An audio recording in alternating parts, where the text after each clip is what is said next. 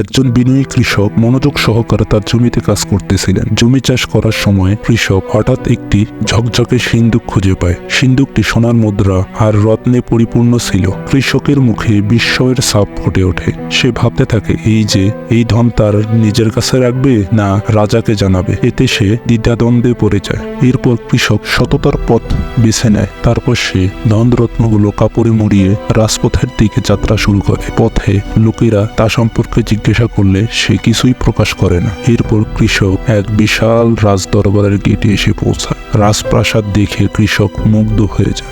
রাজপ্রহরীরা তাকে আসার কারণ জিজ্ঞাসা করে। এরপর তাকে রাজার দরবারে নিয়ে যায়।